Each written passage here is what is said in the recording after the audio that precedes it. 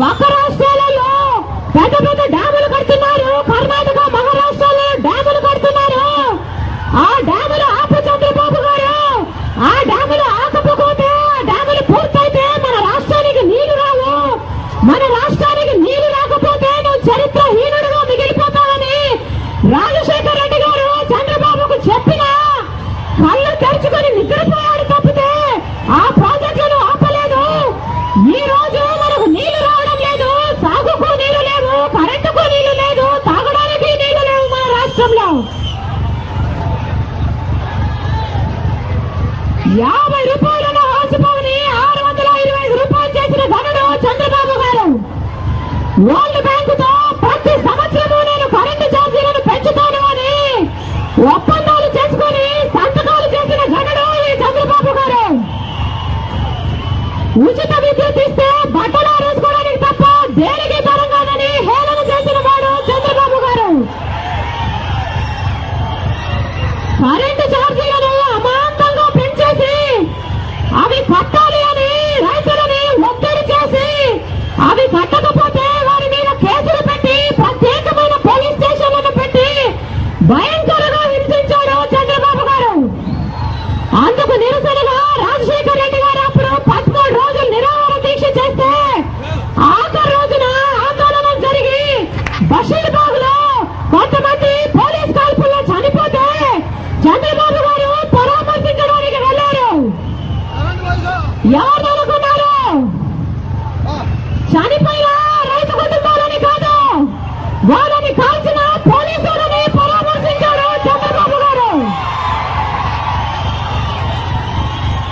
అంతటి ఘనుడు ఈ చంద్రబాబు గారు.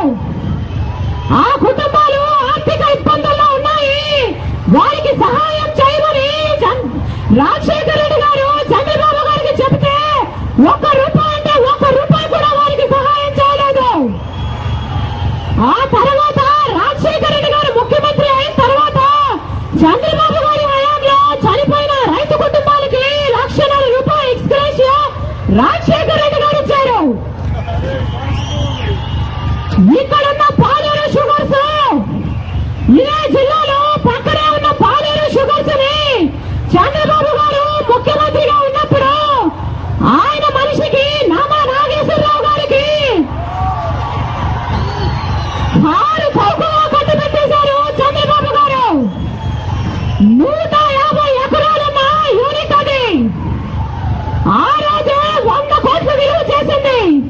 ఈ రోజు 100 కోట్లు విలువ చేసే యూనిట్ అది. కేవలం 9 కోట్ల రూపాయలకి ఆయన మనిషికి ఇచ్చేశాడు చంద్రబాబు గారు.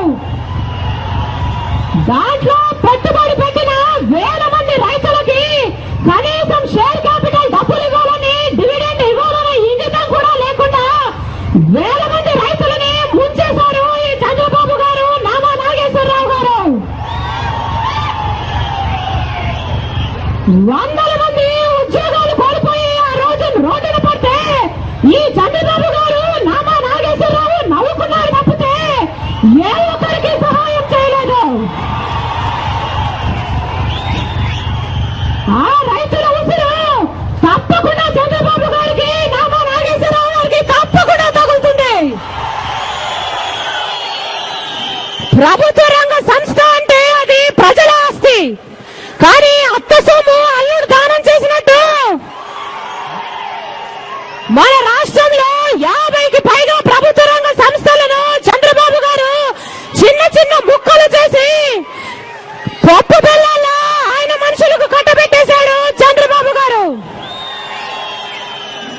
ఎన్టీఆర్ గారు 2 వాగ్దానాలు చేశారు. ₹2 కిలో బియ్యమని, పూర్తి మద్యపాన నిషేధమని. కానీ ఎన్టీఆర్ గారి రెక్కల కష్టం మీద అధికారంలోకి వచ్చి ఎన్టీఆర్ గారిని వెన్నుపోటు పొడిచి ఆయన కుర్చీని లాగేసుకున్న ఈ చంద్రబాబు గారు రెండిట్లో ఏ వాగ్దానము నిలబెట్టుకోలేదు. 1999లో చంద్రబాబు గారు ప్రతి మహిళకి బంగారు మంగళసూత్రాలు ఇస్తానని, పుట్టిన ప్రతి ఆడపిల్లకి 5,000 రూపాయలు ఇస్తానని, బాలికలకు సైకిల్ ఇస్తానని, ఉచితంగా చదువు చెప్పిస్తానని కోతలు కోసి ప్రజలు చంద్రబాబు గారు ముఖ్యమంత్రి అయ్యి కూడా ఒక్కటంటే ఒక్క వాగ్దానం కూడా నిలబెట్టుకోలేదు. అమ్మకు అన్నం పెట్టాడు కానీ తిన్నమ్మకు బంగారు